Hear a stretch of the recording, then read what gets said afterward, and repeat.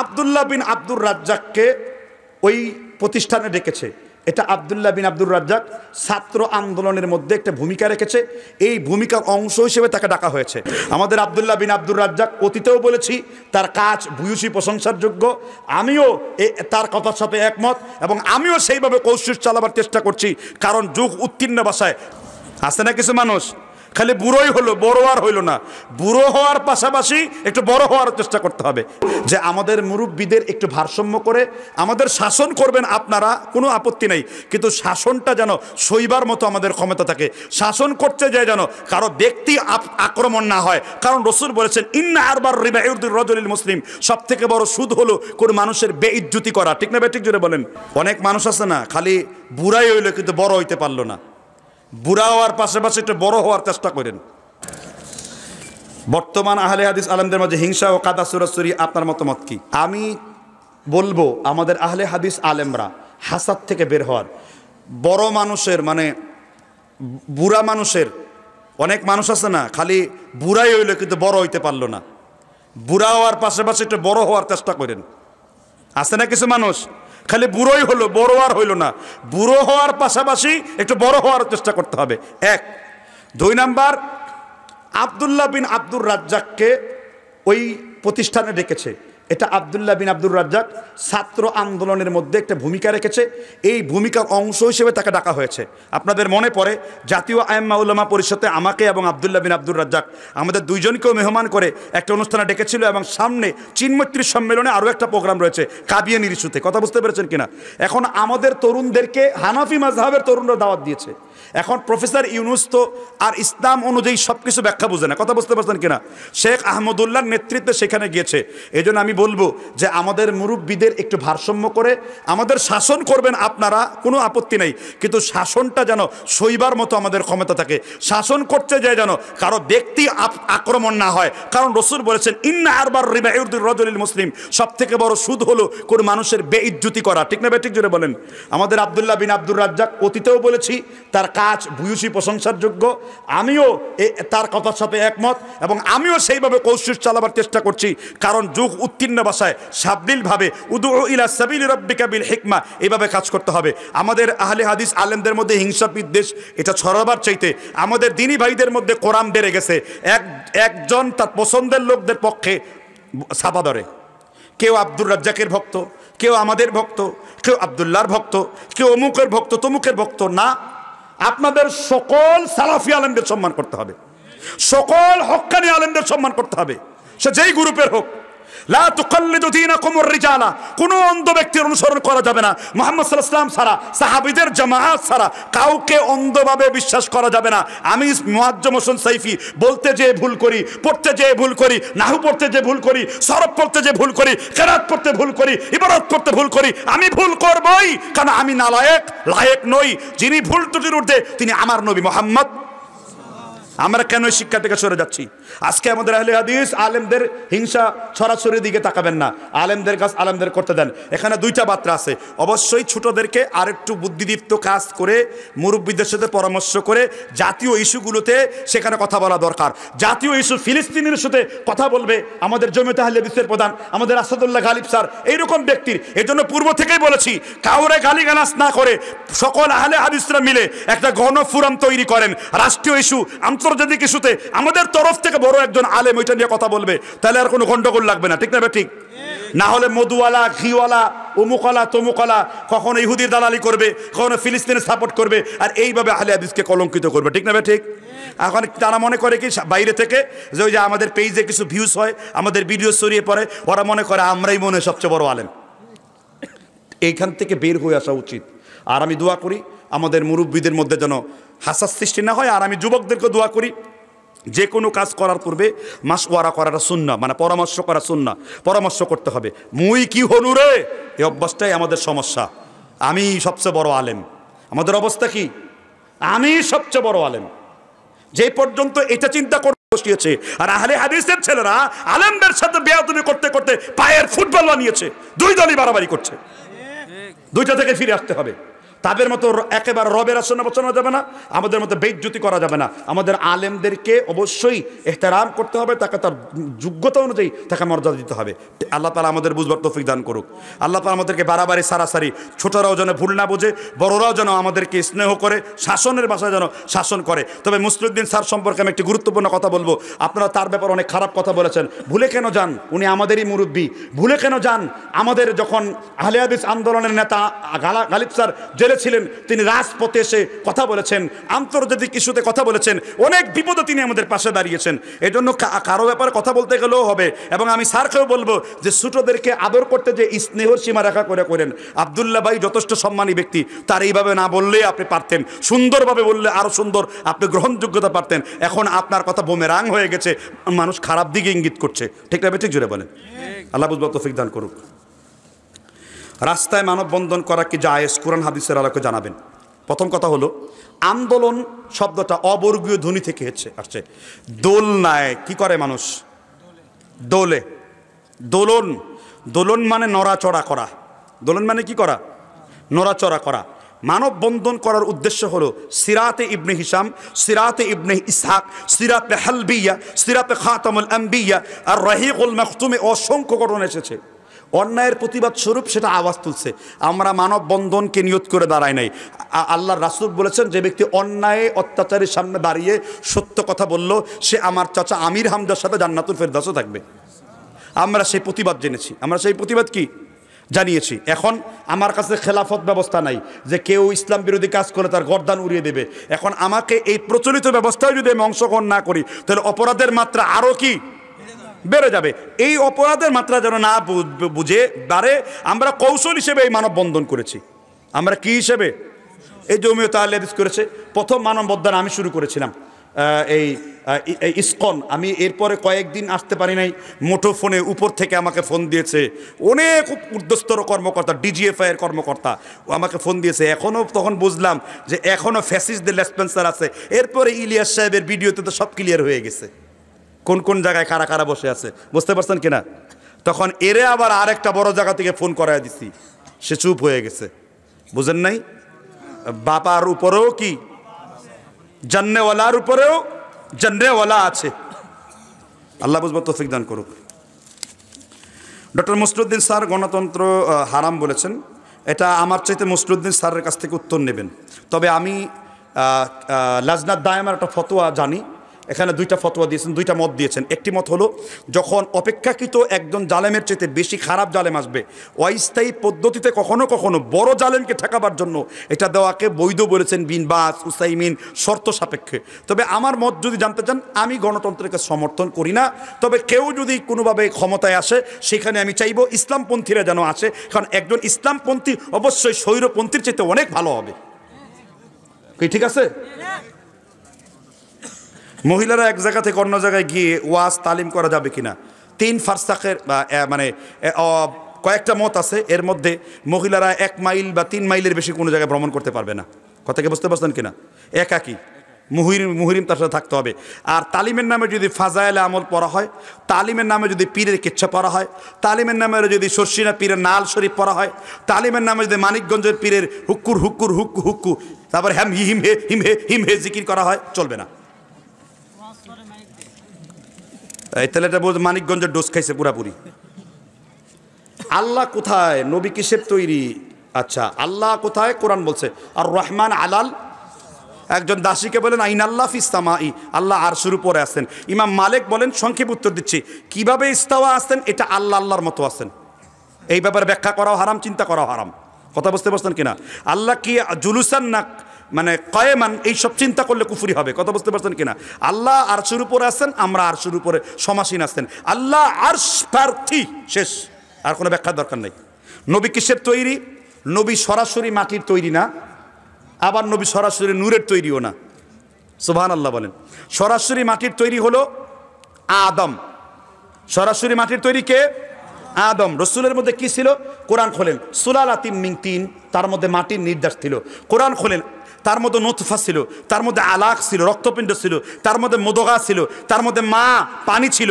অর্থাৎ রাসূল বলছেন আল ইনসান জামাউল খালক, মানুষ একটা পৃথিবী, এই পৃথিবীতে যা আছে একটা মানুষের মধ্যে তা আছে।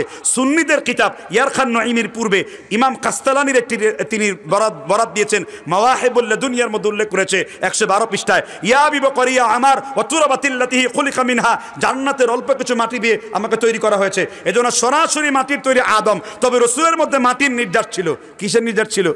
ওয়া খলাকা বাসা মিনহুমা রিজালান কাসীরা। কথাকে বুঝতে পারছেন কিনা? এই সব হলো বাহাসি উত্তর, তো ব্যাপক লম্বা দিতে হবে এগুলো উত্তরের। আচ্ছা, তাবিজ ব্যবহার করা কি? সংক্ষেপে বলছি, তাবিজ এবং তামিমা দুই রকম। তামিমা ব্যবহার করা শিরকে আকবর, আর তাবিজ ব্যবহার করা কবিরা গুনাহ, হারাম। তাবিজ ব্যবহার করা কেন কবিরা গুনাহ? এটা আবু হানিফার ফতোয়া।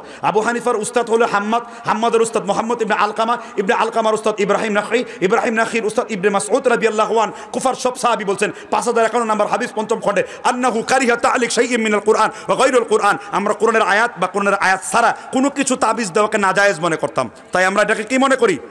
আর যদি অস্পষ্ট কথা হয়, আনাকুম বানাকুম তানাকুম ইয়া মিকাইলু ইয়া জিব্রাইলু উসবুকুল আশিকিন কুতকুতুল মাশিকিন, সরাসরি তামিমা এটা দেওয়া শিরক। যেমন রাসূল বলেন মান আল্লাকা তামিমাতান ফাকাদ আশরাকা। আমার দেশের অনেক হুজুররা চেহেল কাপ পরে, চেহেল কাপ পরা হুজুররা কাফের, মুরতাদ। কারণ চেহেল কাপের মধ্যে 40টা কাপ আছে, কাপাকা কাঁপতে কাঁপতে এক জায়গায় ইয়া কাওয়াকিব, হে নক্ষত্রের কাছে সাহায্য চায়। নাউযু বিল্লাহ। আমার দেশের অনেক কওমি মাদ্রাসা হুজুররা কিন্তু চেহেল কাপ পরে, এটা কি জানা আছে কিনা? হুজুরগুলো আপনি কীভাবে জানেন? সব কিছু জানা উচিত আলেমদের। উসিলা ধরা কি জায়েজ? হ্যাঁ, উসিলা ধরা জায়েজ, তবে উসিলা মানে পীর হারাম। আমাদের দেশে চরমনায় আছে না, ও আমার বাবারা তোমরা উসিলার তালাশ করো, ইয়া আইয়ুহাল্লাযীনা আমানু আবতাগু ইলাইহিল ওয়াসিলা। উসিলা মানে হলো পীর, হারাম। উসিলার সঠিক ব্যাখ্যা না। আমরা আজানের দোয়া পড়ছি না, আতি মুহাম্মাদানিল ওয়াসিলা কি? আলী রাদিয়াল্লাহু তাআলা বলেছেন জান্নাতের বাইরে আল্লাহ আমাকে একটি স্পেশাল জায়গা দিবেন, ওয়াসিলা। সুবহানাল্লাহ।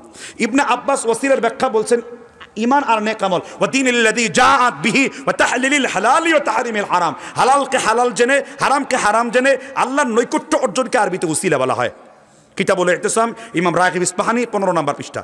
সুতরাং উসিলা দুই রকম। যেমন আল্লাহর রাসূলের চাচা আব্বাসের নেক আমলের উসিলা দিয়ে দোয়া চেয়েছেন। মদিনায় বৃষ্টি নাই, ওমর বলছেন রাসূল নাই তো কি হয়েছে, নবীজির আপন চাচা আব্বাস আছে, আল্লাহ বৃষ্টি দাও। আব্বাস হাত তুলতে দেরি, উপর থেকে বৃষ্টি নামতে দেরি হয় নাই। সুবহানাল্লাহ বলেন। আচ্ছা, মুখে নিয়ত পড়া কি? মুখে নিয়ত পড়াটা হলো হাস্যকর। নাওয়াইতুল গুসলা, সাবান দিয়ে কসলা, কই পাইছেন এগুলো আপনি? নাওয়াইতুল গুসলা, আপনার নিয়ত মানে কি? ইমাম ইবনে হাজার বলেছেন ইরাদাতুল কলব, অন্তরের ইচ্ছাকে আরবিতে কি বলা হয়? নিয়ত বলা হয়। আপনি নিয়ত করলাম, এখন আপনার ইমাম আল্লাহু আকবার, রাসূল কি বলেছেন হাযু মান কাবাইহি সুম্মা তাকাব্বারা, তিনি কাঁধ বরাবর হাত তুলে তাকবীর দিয়ে আল্লাহু আকবার বলেছেন। এখন তাকবীরের ফজিলত বাদ দিয়ে, রুকুর ফজিলত বাদ দিয়ে নাওয়াইতু আন উসাল্লিল্লাহি তাআলা রাকাআতি সালাতিল ফারজি ফারদুল্লাহি তাআলা মুতাজ্জাহান ইলা জাবিল কাবাতুল শরীফাতে, কই পাইছিস তুই এগুলা? উর্দু আমি পাকিস্তানিদেরকে দেখছি হিন্দুস্তানে যে হামনে ইয়াদ করতা ও এ কইতে কইতে শেষ। একটা বিদাতি কাজ কি? এই ক্ষেত্রে হেদায়া কিতাবে নুরুল আনোয়ারে, তারপরে তাদের বাহরুর রয়াকে এবং তাদের ইমদাদুল মুফতিইনে আবকা মাসাল অরুণ কাহলে স্পষ্ট লেখা আছে নিয়ত করা জরুরি নয়। তাকি উসমানীও বলেছেন হজ্জের নিয়ত অন্তরে করতে হবে। হজ্জের নিয়ত কি? নিয়ত করা কিন্তু ফরজ। কেমন? আচ্ছা, আপনি কি, আপনার দোকান আছে না অনেকের, আপনি যে মুখ দিয়ে বলেন হে আমার প্রিয় দোকান তোমাকে খুলিতেছি, আপনি কি বাসর রাত্রে যে নিয়তকে মাইক দিয়ে করেন? কি করবেন আপনি? নিয়ত করছি, ওটা তো মনে মনে আছে। বিড়াল মারবেন না ইঁদুর মারবেন, সেটা তো মনে মনে আছে। ওটাকে আবার নিয়ত করছেন না কি গো আপনারা? এটা তো সব স্বাভাবিক বোঝা যায়। ডক্টর গালিব সম্পর্কে জানতে চাই, উনি এত বড় মানের মানুষ যে তার থার্মোমিটারও আমার কাছে নাই। গালিব স্যারের 2টা বই 3টা বই জগৎ বিখ্যাত। এক, আমার দেখা আরবি বাংলায় উর্দুতে সিরাতুন নবী, সর্বশ্রেষ্ঠ নবী জীবনী উনি লিখেছেন, যেটা রাহিকুল মাখতুমের চেয়ে উত্তম। সুবহানাল্লাহ বলেন। 2, উনি নবীদের 25 জন নবীদের জীবনী নিয়ে এক আরবি আমাসের সাথে আমার সাক্ষাৎ হয়েছিল। তিনি বলেছিলেন যদি গালিব আরবে জন্মগ্রহণ করতেন এই বইটির জন্য তাকে আরেকটা PhD বেশি দেওয়া হতো। সুবহানাল্লাহ বলেন। 3, তার সালাতুর রসুল বইটি অনন্য, অসাধারণ। এইরকম একটু অসাধারণ বই বাঙালিদের মধ্যে আর কেউ লিখতে পারে নাই। জাল হাদিসের কবলে রাসূলুল্লাহ সালাত, এটা সাধারণ মানুষের জন্য না। আবার এই বই নিয়ে অনেক রকমের কথাবার্তা আছে, কিন্তু গালিব স্যারের বইটা মাকবুলিয়াত, অর্থাৎ অল্প সময় একটা মানুষ কিভাবে আমল করবে সংক্ষেপে বইটাতে তুলে ধরা আছে, সাধারণ মানুষের জন্য খুবই মুফিদ। কথা বুঝতে পেরেছেন কিনা এই বইটি? এবং এই বইটি ইংরেজি বইটা পড়ে হাশেম আমলা, দক্ষিণ আফ্রিকার বিখ্যাত ক্রিকেটার, তিনি এই বইটির বইটি প্রশংসা করেছেন, বলেছেন অসাধারণ একটা বই। আর আমি বলছি এই বইটি সবচেয়ে সুন্দর। মূলত এই বইটি ইমাম শওকানির নাইলুল আওতারের কিতাবুস সালাতের হুবহু ফটোকপি, শুধু ওইটা আরবিতে আর এটা বাংলাতে। আমি তাও বলে দিলাম, আল্লাহ বুঝবার তৌফিক দান করুক, আমিন। বিদ্যা বেশির জন্য কোন কোন বই পড়া যাবে? আপনি বাঙালি না উর্দুস্তানি না হিন্দুস্তানি না আরবি বুঝেন, এটা না বুঝলে আমি কীভাবে বুঝবো? ঠিক না বা ঠিক? যদি আপনি বিদ্বান হতে চান তাহলে আরবি 3টা অ্যাপস আছে, শামেলা, তোরাস, আল বাহিসুল হাদিস। এই অ্যাপসগুলো আপনি নিয়মিত যাচাই বাছাই করলে হাদিসের পারাঙ্গাম আপনি হবেন। এই যে আমি মঞ্চটার আগে শামদাস সম্পর্কে আমি একটা ক্লিক করছি, 5 মিনিটে লেখাপড়া করে শামের উপর একটা আলোচনা করে দিয়েছি। কথাকে বুঝতে পারছেন কিনা? তো এটা খুব সহজ বিষয়। রব্বুল আলামিন আমাদেরকে বুঝবার তৌফিক দান করুক। অনেকগুলো প্রশ্ন উত্তর দিয়েছে আর না, হ্যাঁ সবগুলোই শেষ প্রায়। মেলা ওয়াজ করেছে, ঠিক না ভাই? ঠিক। কয়টা বাজে এখন? চিন্তা করছেন? 12 সাড়ে 12টা বেজে গেছে। সুবহানাল্লাহ। হ্যাঁ আচ্ছা আচ্ছা আচ্ছা, আর না তাই না? যাও, তার তৌফিক দান করুক। আমরা এখন দ্বিতীয় পয়েন্ট থেকে অনেক কিছু শিখলাম। এবার তৃতীয় পয়েন্ট নিয়ে মুসলিম উম্মার অধঃপতনের তৃতীয় কারণ বর্ণনা করব। কি বলবো কিনা? মুসলিম উম্মার তৃতীয় একটি বড় কারণ হলো ইসলামী অর্থনীতির পরিবর্তে বাতিল অর্থনীতি চালু হওয়া। আপনাদের দেশের অর্থনীতি কি সুদভিত্তিক নাকি? এখানে এই সুদের আলোচনা শুনলে গ্রামের অনেক মানুষগুলো এমনিতেই চলে যাবে। কেন জানেন? সুদের আলোচনা মানে হজম করতে পারবে না। আপনাদের এলাকায় সুদ প্রথা চালু আছে?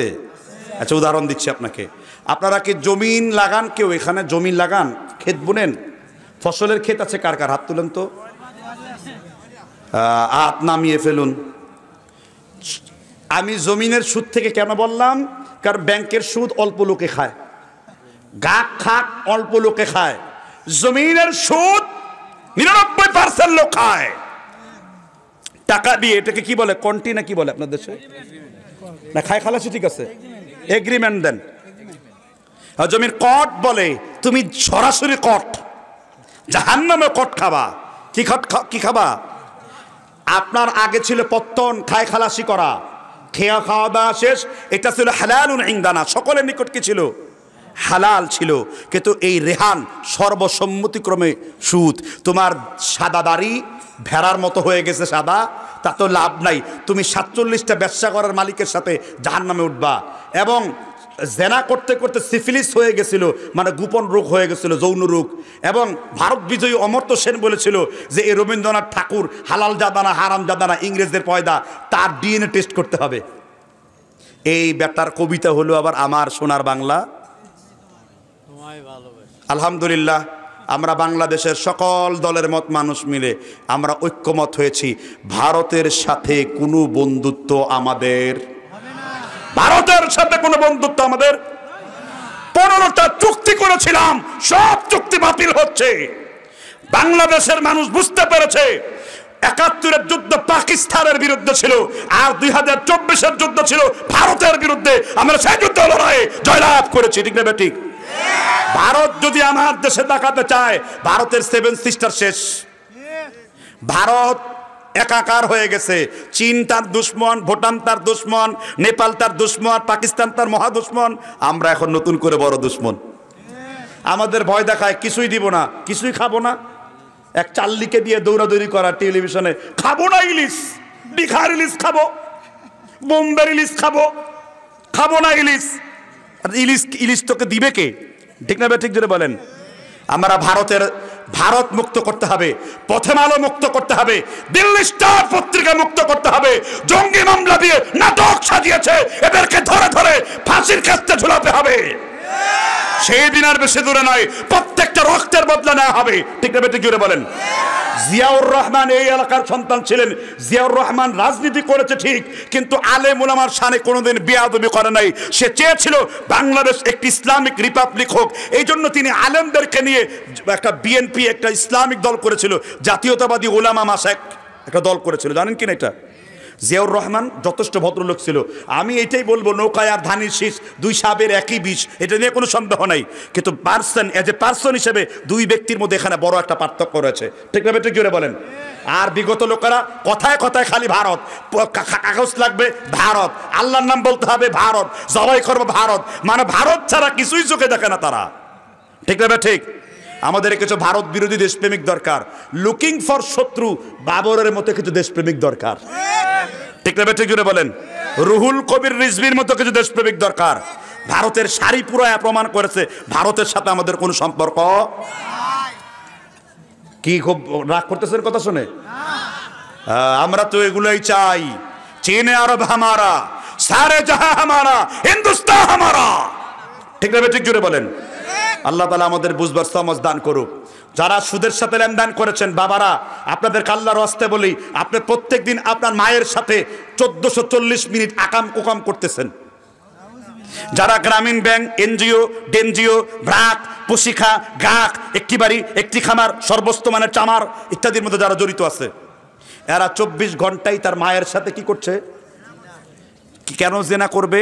নবীজি বলেছেন, ইন্নার রিবা সালাসাতু সাবউনা বাব, সুদের গুনাহের দরজা হলো 73টা, সর্বনিম্ন দরজা হলো হুবান আইসারুহা আন ইয়ানকাহার রাজুলু উম্মাহু, সর্বনিম্ন দরজা হলো সুদখোর তার বিবস্ত্র করলো তার মাকে, এবং সেখানে কি করলো?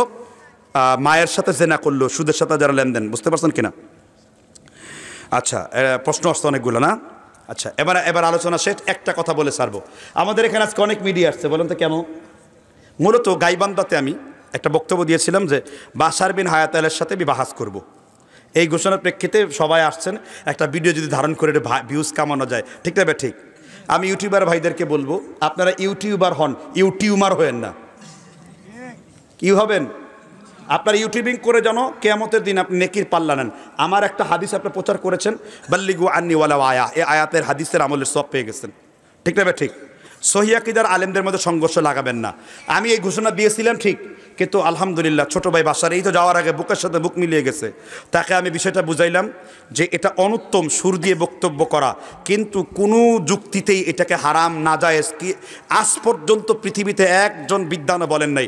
400 হিজরি পর্যন্ত কোনো ফতোয়া আসে নাই। 400 হিজরির পরে কিছু উলামারা তাদের মত ব্যক্ত করেছেন।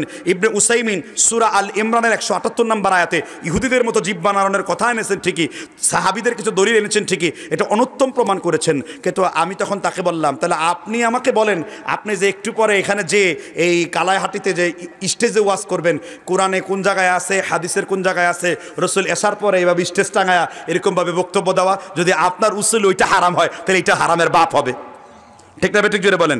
ওইটাও দিনের প্রয়োজনে দরকার, এটাও দিনের প্রয়োজনে দরকার। হাদিস কি ইশারাতুন নাস, অর্থাৎ রসুল হাদিসের মুযাকারা করেছেন, সাহাবারা 2 জন হাদিস চর্চা করেছেন, তার উপর আমরা ইস্তিহাদ করে এটা নিয়েছি। কথা বুঝতে পেরেছেন কিনা?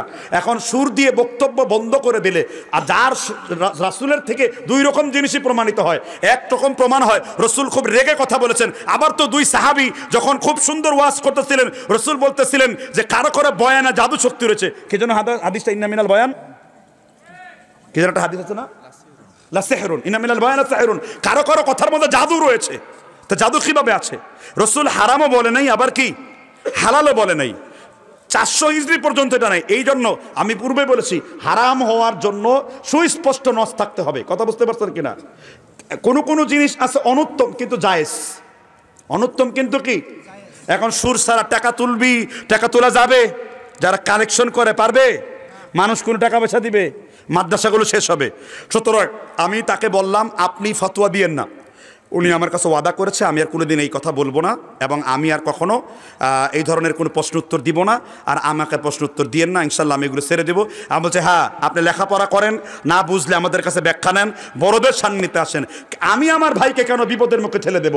আমাদের মাজার পূজারীরা দেখবে আমাদের আহলে হাদিস সহিহ আকীদার একজন আলেমের সাথে আরেকজন আলেমের কোনো রকম দ্বন্দ্ব নাই। যতটুকু আছে আমার আহলে হাদিসের ছেলেরা এগুলো তওবা করে ঠিক হয়ে যায়। যেমন বাশার বিন হায়াত আলী বুঝতে পেরেছে যে ফতোয়াটা তার দেওয়া এইভাবে ঠিক হয়নি, তিনি রুজু করেছেন, এটাই সত্যিকারী সালাফদের পরিচয়। ঠিক না ঠিক জুড়ে বলেন।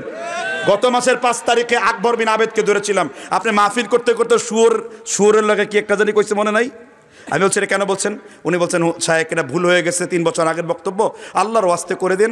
আমরা এই যে ছোটদেরকে যে সামনে এনে শাসন করে 2-1টা কথা বলি, এটা কি জন্য বলি? এটা এই জন্যই বলি, এটা আমার জন্য না। আমার সাথে বাশার বিন হায়াত আলীর কোনো জায়গা জমি নিয়ে দ্বন্দ্ব নাই, আমার সাথে আকবর সাহেবের কোনো কিছু নিয়ে দ্বন্দ্ব নাই। আমার ওয়াজের মাত আলাদা, তাদের ওয়াজের মাত আলাদা। ইন্না সাইয়াকুম লা শাত্তা, আমার চেষ্টা এক ধরনের, তাদের চেষ্টা এক ধরনের। কিন্তু যখন আমি একটা বড় কোনো ভুল করব, বিদাতিরা বলবে ওই যে সহিহ আকীদার আলেম করেছে। ঠিক না ঠিক জুড়ে বলেন। এই জন্য আপনারা এসেছেন, আলহামদুলিল্লাহ। আমাদের শাসন এবং আমাদের আদর, ভালো স্নেহ, ভালোবাসা সব আছে।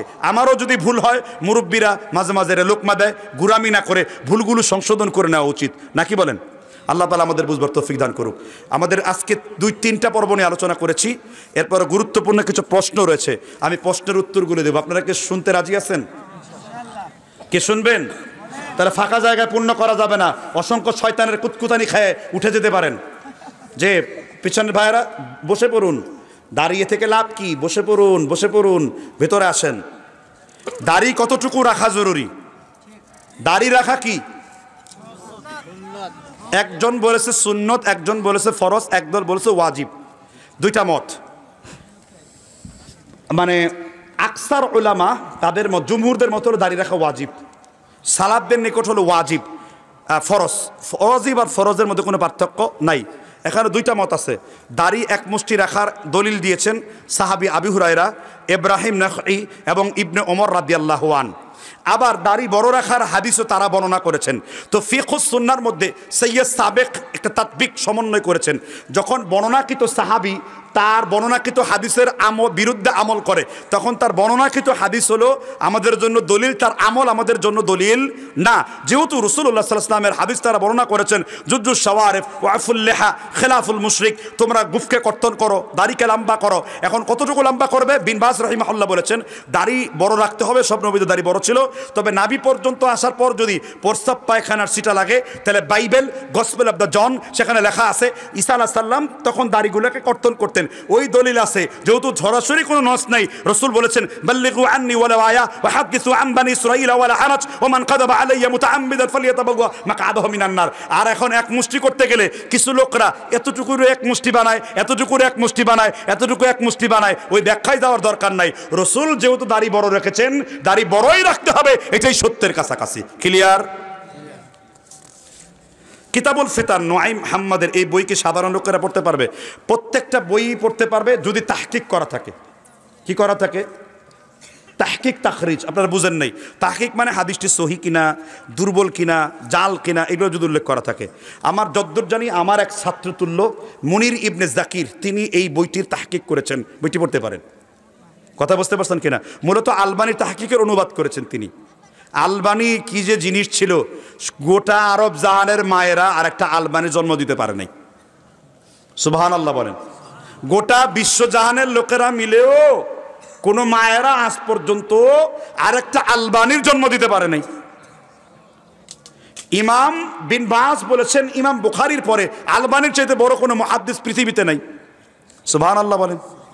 আমরা আলবানির ইবাদত করি না, আলবানির সঠিকটাকে সঠিক বলি, ভুলটাকে ভুল বলি। শবে বরাতের হাদিসকে তিনি হাসান বলেছেন, প্রতিবাদ করেছি এই হাদিস জয়ীফ। তারপরে তাবিজের হাদিসটাকে তিনি হাসান বলেছেন, প্রতিবাদ করেছি হাদিসটা জয়ীফ। সুতরাং আপনি মোহাম্মদ নুআইমের বইটা পড়তে পারেন, তাহকিক। আর ইমাম নুআইম 300 হিজরির আগের আলেম, মুতাকাদ্দিম। কথা বুঝতে পারছেন কিনা? সব আলেমদেরই কিছু ভালো আছে আর কিছু কি, যেমন ইমাম বুখারী আদাবুল মুফরাদে পায়ের মধ্যে সুমা দেওয়ার হাদিস আছে, জানেন এগুলা? খাতনা করাবার হাদিস আছে, জানেন এগুলা? সহি না আর কি। কথা বুঝতে পারছেন কিনা? এই মুহাদ্দিসের কাজ হলো হাদিস বর্ণনা করা, হাদিস তাহকিক, তাখরিজের, এগুলো যারা উসুল হাদিসবিদ তারা এগুলো করে গেছেন। কাজেই মোহাম্মদ নুআইমের বইটা তাহকিক সহকারে আরবিতেও আছে, শুআইব আর নাউতের, এটাও আপনারা পড়তে পারেন। আল্লাহ বুঝবার তৌফিক দান করেন। আমি স্বপ্নে আমি ব্যাঙের গুস্ত খেতে দেখেছি, ব্যাখ্যা বলেন। গোপনে ব্যাখ্যা চাইবেন। বর্তমান আহলে হাদিস আলেমদের মাঝে হিংসা ও কাদা সুরাসুরি, আপনার মতামত কি? এই প্রশ্নটা আমাদের ইউটিউবের ভাইরা যদি করে থাকেন, তাহলে আমি এখানে সাবলীল মতামত দিচ্ছি। আমি কন্ট্রোল হারায়া আন্দাজে কথা বলি না সহজে। আমি বলবো আমাদের আহলে হাদিস আলেমরা হাসাদ থেকে বের হওয়ার, বড় মানুষের মানে বুড়া মানুষের, অনেক মানুষ আছে না খালি বুড়াই হইলো কিন্তু বড় হইতে পারলো না, বুড়া হওয়ার পাশাপাশি একটু বড় হওয়ার চেষ্টা করেন। আছে না কিছু মানুষ খালি বুড়োই হলো, বড় আর হইলো না, বুড়ো হওয়ার পাশাপাশি একটু বড় হওয়ার চেষ্টা করতে হবে। এক। দুই নাম্বার, আব্দুল্লাহ বিন আব্দুর রাজ্জাককে ওই প্রতিষ্ঠানে ডেকেছে। এটা আব্দুল্লাহ বিন আব্দুর রাজ্জাক ছাত্র আন্দোলনের মধ্যে একটা ভূমিকা রেখেছে, এই ভূমিকার অংশ হিসেবে তাকে ডাকা হয়েছে। আপনাদের মনে পড়ে জাতীয় আইম্মা উলামা পরিষদে আমাকে এবং আব্দুল্লাহ বিন আব্দুর রাজ্জাক আমাদের দুইজনকেও মেহমান করে একটা অনুষ্ঠানে ডেকেছিল, এবং সামনে চিনমৈত্রী সম্মেলনে আরও একটা প্রোগ্রাম রয়েছে কাবিয়ানির ইস্যুতে। কথা বুঝতে পেরেছেন কিনা? এখন আমাদের তরুণদেরকে হানাফি মাযহাবের তরুণরা দাওয়াত দিয়েছে। এখন প্রফেসর ইউনুস তো আর ইসলাম অনুযায়ী সব কিছু ব্যাখ্যা বুঝে না। কথা বুঝতে পারছেন কিনা? শেখ আহমদুল্লাহর নেতৃত্বে সেখানে গিয়েছে। এই জন্য আমি বলবো যে আমাদের মুরব্বীদের একটু ভারসাম্য করে আমাদের শাসন করবেন আপনারা, কোনো আপত্তি নেই, কিন্তু শাসনটা যেন সইবার মতো আমাদের ক্ষমতা থাকে। শাসন করতে যায় যেন কারো ব্যক্তি আক্রমণ না হয়, কারণ রসুল বলেছেন ইন্না আরবার রিবা ইউরদুর রাজুলিল মুসলিম, সব থেকে বড় সুদ হলো কোন মানুষের বেইজ্জতি করা। ঠিক না ঠিক জোরে বলেন। আমাদের আব্দুল্লাহ বিন আব্দুর রাজ্জাক অতীতেও বলেছি তার কাজ ভূয়সী প্রশংসার যোগ্য, আমিও তার কথার সাথে একমত, এবং আমিও সেইভাবে কৌশল চালাবার চেষ্টা করছি, কারণ যুগ উত্তীর্ণ ভাষায় সাবলীলভাবে উদু ইলা সাবিলি রাব্বিকা বিল হিকমা এইভাবে কাজ করতে হবে। আমাদের আহলে হাদিস আলেমদের মধ্যে হিংসা বিদ্বেষ এটা ছড়াবার চাইতে আমাদের দিনী ভাইদের মধ্যে কোরআন বেড়ে গেছে। একজন তার পছন্দের লোকদের পক্ষে ছাপা ধরে, কেউ আব্দুর রাজ্জাকের ভক্ত, কেউ আমাদের ভক্ত, কেউ আব্দুল্লাহর ভক্ত, কেউ অমুকের ভক্ত তমুকের ভক্ত। না, আপনাদের সকল সালাফি আলেমদের সম্মান করতে হবে, সকল হক্কানি আলেমদের সম্মান করতে হবে, সে যেই গ্রুপের হোক। লা তুকাল্লিদু দীনাকুমুর রিজালা, কোনো অন্ধ ব্যক্তির অনুসরণ করা যাবে না। মুহাম্মদ সাল্লাল্লাহু আলাইহি ওয়াসাল্লাম ছাড়া, সাহাবীদের জামাআত ছাড়া কাউকে অন্ধভাবে বিশ্বাস করা যাবে না। আমি মুআজ্জম হোসেন সাইফি বলতে যেয়ে ভুল করি, পড়তে যেয়ে ভুল করি, নাহু পড়তে যেয়ে ভুল করি, সরফ পড়তে যেয়ে ভুল করি, কিরাত পড়তে ভুল করি, ইবারত পড়তে ভুল করি, আমি ভুল করবই, কারণ আমি নালায়েক, লায়েক নই। যিনি ভুল ত্রুটির ঊর্ধ্বে তিনি আমার নবী মুহাম্মদ। আমরা কেন শিক্ষা থেকে সরে যাচ্ছি? আজকে আমাদের আহলে হাদিস আলেমদের হিংসা ছড়াছড়ির দিকে তাকাবেন না, আলেমদের কাজ আলেমদের করতে দেন। এখানে দুইটা বার্তা আছে, অবশ্যই ছোটদেরকে আরেকটু বুদ্ধিদীপ্ত কাজ করে মুরব্বীদের সাথে পরামর্শ করে জাতীয় ইস্যুগুলোতে সেখানে কথা বলা দরকার। জাতীয় ইস্যু ফিলিস্তিনের সাথে কথা বলবে আমাদের জমিয়তে আহলে হাদিসের প্রধান আমাদের আসাদুল্লাহ গালিব স্যার, এইরকম ব্যক্তির। এই জন্য পূর্ব থেকেই বলেছি কাউরে গালিগালাজ না করে সকল আহলে হাদিসরা মিলে একটা গণফোরাম তৈরি করেন। রাষ্ট্রীয় ইস্যু আন্তর্জাতিক ইস্যুতে আমাদের তরফ থেকে বড় একজন আলেম ওইটা নিয়ে কথা বলবে, তাহলে আর কোনো গন্ডগোল লাগবে না। ঠিক না ঠিক? না হলে মধুওয়ালা, ঘিওয়ালা, অমুকলা তমুকলা কখনো ইহুদির দালালি করবে, কখনো ফিলিস্তিনের সাপোর্ট করবে, আর এইভাবে আহলে হাদিসকে কলঙ্কিত করবে। ঠিক না ঠিক? এখন তারা মনে করে কি বাইরে থেকে যে ওই যে আমাদের পেজে কিছু ভিউজ হয়, আমাদের ভিডিও ছড়িয়ে পড়ে, ওরা মনে করে আমরাই মনে হয় সবচেয়ে বড় আলেম। এইখান থেকে বের হয়ে আসা উচিত। আর আমি দোয়া করি আমাদের মুরব্বীদের মধ্যে যেন হাসাস সৃষ্টি না হয়। আর আমি যুবকদেরকে দোয়া করি যে কোনো কাজ করার পূর্বে মাশওয়ারা করাটা সুন্নাহ, মানে পরামর্শ করা সুন্নাহ, পরামর্শ করতে হবে। মুই কি হলু রে, এই অভ্যাসটাই আমাদের সমস্যা। আমি সবচেয়ে বড় আলেম, আমাদের অবস্থা কি? আমি সবচেয়ে বড় আলেম। যে পর্যন্ত এটা চিন্তা করব